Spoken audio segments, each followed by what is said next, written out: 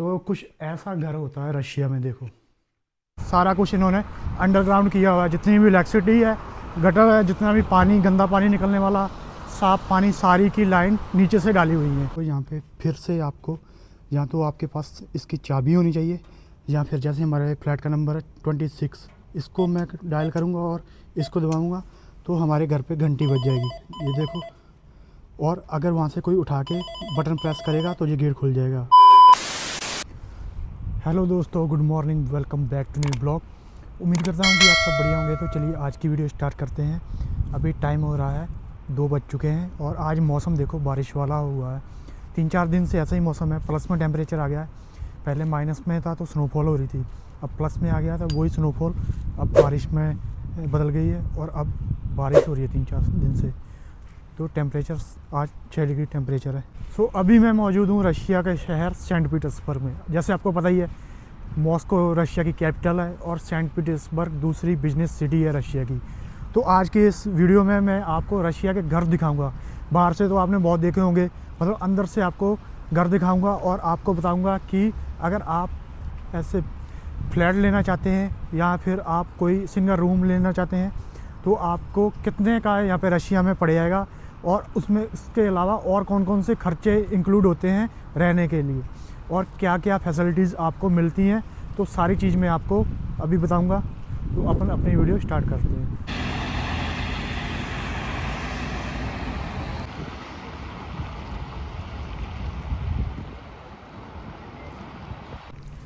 सो जो मेजर खर्चा आता है वो रहने का ही आता है सबसे ज़्यादा। खाने पीने का, ट्रांसपोर्ट का तो मान लो कम आता है और ज़्यादा आपको रेंट ही आता है। तो अगर आप ऐसे स्टूडेंट और ऐसे वर्कर आप यहाँ पे रहोगे तो आपका कितना खर्चा हो जाएगा रहने का, वो इसी वीडियो में अपन कवर करेंगे। सो पीछे आपने जो पोस्टर देखा उसमें इनका जो जर्मनी के साथ युद्ध हुआ था वो 900 दिन और 900 रात चला था। मतलब टोटल 4 साल तक इनका युद्ध जर्मनी के साथ चला था। उसी का डे था 27 जनवरी को। तो इस दिन क्या करते हैं कि ये जितने भी इनके सोल्जर शहीद हुए होते हैं उनके स्मारक पे जाके उनको फूल चढ़ाते हैं, श्रद्धांजलि देते हैं। मतलब तो उसी का यहाँ पे पोस्टर भी लगा हुआ था जो 900 दिन और 900 रात चला था। सो रशिया में आपने देखा होगा कि यहाँ पे कोई भी कहीं भी गाड़ी खड़ी नहीं करता। जहाँ पे जो पार्किंग की जगह है वहीं पे गाड़ी खड़ी होती है। मतलब कोई भी खाली जगह मिल गई वहाँ पे गाड़ी नहीं खड़ी कर सकता कोई, और ना ही कोई खाली जगह देख के कोई भी अपना सामान बेच सकता, मतलब दुकान लगा सकता। सब चीज़ की यहाँ पे परमिशन लेनी पड़ती है, फिर वो परमिशन एक्सेप्ट होती है, फिर आप जाके अपनी कोई दुकान लगा सकते हैं स्ट्रीट पे।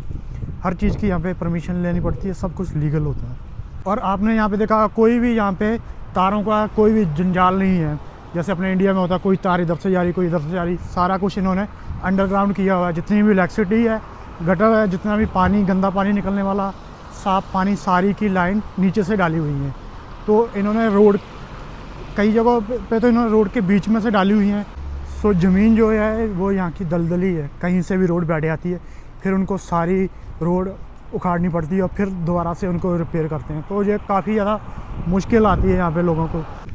लोग ये अपना चुके हैं अपने मेन डोर पे। सो रशिया में कुछ ऐसा मेन डोर होता है और ऐसे अगर आप खोलने की कोशिश करोगे तो ऐसे गेट नहीं खुलेगा।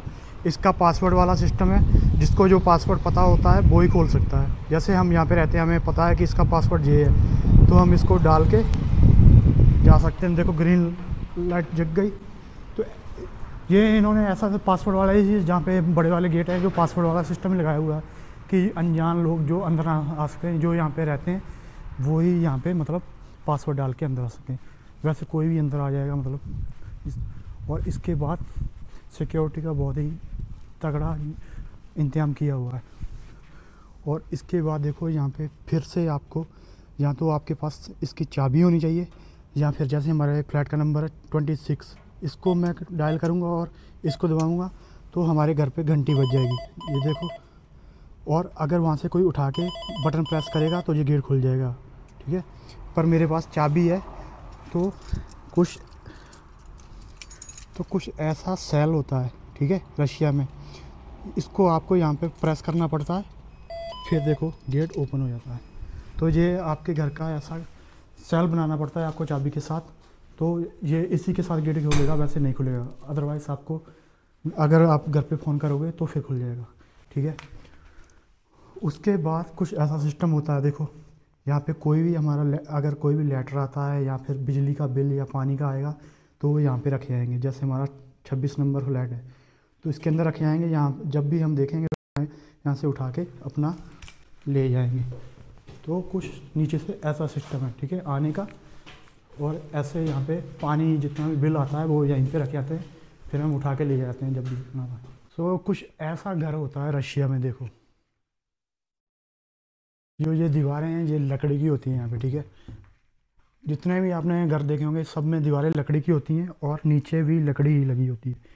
इसका लगाने का मेन रीज़न ये है कि जब भी स्नोफॉल होती है ना तो लकड़ी गर्म हो जाती है। अगर यहाँ पे पत्थर लगा देंगे तो वो सर्दियों में ठंडा हो जाएगा और रूम जो है बहुत ठंडा हो जाता है, फिर ठंड लगती है। और यहाँ पे ठंड पता क्यों नहीं लगती, यहाँ पे कुछ ऐसे हीटर लगे होते हैं। ये जो हीटर हैं ये गर्म पानी के साथ चलते हैं। इसकी एक अलग से लाइन पड़ी हुई है और इसका बिल भी अलग से आता है। सारे जितने भी रूम होंगे ना, आप किसी भी घर में चले जाओ रशिया के, सब में आपको ये हीटर मिलेंगे और इससे आपको ठंड नहीं लगती है। अभी देखो मैं बाहर आया तो बाहर कितनी ठंड थी, जैकेट पहननी पड़ी, और यहाँ आते आप टी शर्ट में बैठोगे तो आपको बिल्कुल भी ठंड नहीं लगेगी। इससे रूम हीट हो जाता है। सो अब बात करें, अगर आप इतना बड़ा एक रूम लोगे तो आपको कितने का पड़ेगा। जैसे आप सेंटर में मान लो ऐसा आपको एक रूम मिलेगा तो आपको करीबन 20,000 रूबल, 18 से 20,000 रूबल तो आपको खर्च करने पड़ेंगे इतना रूम लेने के लिए। तो वहाँ पे कुछ चीज़ें का आपको ध्यान रखना होगा। आपको थोड़ा सस्ता रूम भी मिल जाएगा, मतलब कई जगह पे ऐसे रूम भी हैं मतलब उसकी थोड़ी हालत थोड़ी खस्ता होती है। और जो आपकी किचन और टॉयलेट है आपको दूसरे जितने भी आसपास के जो जितने भी रूम वाले होते हैं उनके साथ शेयर करनी पड़ती है। वो आपको करीबन 12 से 15,000 रूबल का भी वो भी मिल भी जाता है। पर उसमें दिक्कत यही है कि आप टॉयलेट और किचन जो भी है वो आपको दूसरे लोगों के साथ शेयर करनी पड़ती है। बाथरूम भी आपको अपनी बारी का इंतज़ार करना पड़ेगा। अगर आपने कुछ खाना भी बनाना है या फिर आपने नहाना है या टॉयलेट जाना है तो आपको वो जो टॉयलेट किचन और बाथरूम होगा वो जितने भी आसपास के मतलब जितने भी लोग वहाँ पे रह रहे होंगे अलग अलग रूम लेके आपको सबके साथ शेयर करनी पड़ेगी। सो अब मैं आपको अपनी किचन दिखाता हूँ। कुछ ऐसी किचन रशिया में होती है, मतलब नॉर्मली है। ये आपको जब आप फ्लैट लेते हो या फिर आप स्टूडियो लोगे आपको ये सब ऐसे ही मिलेगा। ऐसे आपको गैस मिलता है सब कुछ, मतलब आपको फ्रिज भी मिलती है उसमें। अगर आप फ्लैट लेते हो आपको कपड़े धोने के लिए वॉशिंग मशीन भी मिलती है, सब लगा लगाया मिलता है, टेलीविज़न मिलता है। पर जो जो लाइट का बिल आता है और पानी का बिल है वो अलग से आपको पे करना पड़ता है। मान लो आपका 20,000 रूबल तो खर्चा है रहने का, ठीक है। इसके अलावा जो लाइट पानी जो हीटर है उसका भी बिल अलग से आता है। सारा मिला के आपका करीबन 10,000 रूबल अलग से सबका खर्चा आता है। तो अगर बात करें बाथरूम की तो बाथरूम आपको ऐसे मिलते हैं। इसमें आपको बाथिंग टब यहाँ पे मिलता है। ये समझ लो कि यहाँ का कल्चर है तो हर घर में आपको बाथिंग टब मिलेगा। हाँ एक चीज़ मैं आपको बताना भूल गया, और जो यहाँ पे टॉयलेट होते हैं वो यूरोपियन स्टाइल के होते हैं। मतलब इस कहने का मतलब कि वहाँ पे आपको पानी नहीं मिलेगा, ठीक है। पानी वाली आपको पाइपलाइन नहीं मिलेगी। यहाँ पे टॉयलेट पेपर यूज़ होते हैं तो आपको वो अलग से लगवानी पड़ेगी अगर आप वो अगर पानी यूज़ करना चाहते हो। अदरवाइज़ आपको टॉयलेट पेपर ही यूज़ करने पड़ेंगे।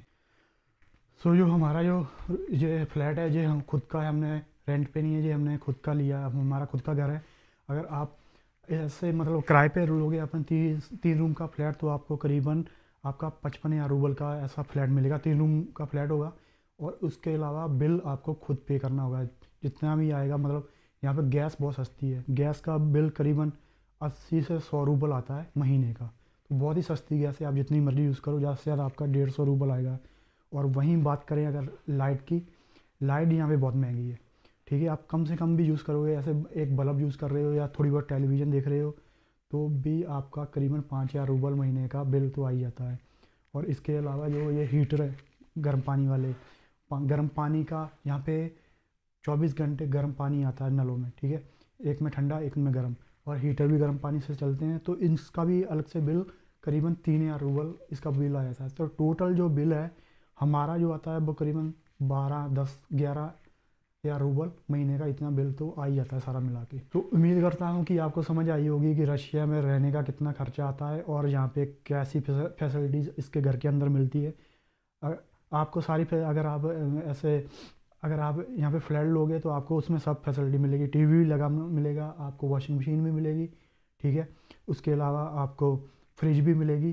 पर जब आप फ्लैट लोगे तो आपको 2 महीने का किराया इकट्ठा देना पड़ेगा। 1 महीने का तो आपका किराया हो गया, 1 महीने का ऐसे सिक्योरिटी वो भराते हैं। जब भी आप फ्लैट खाली करोगे तो वो आपको वापस कर देंगे।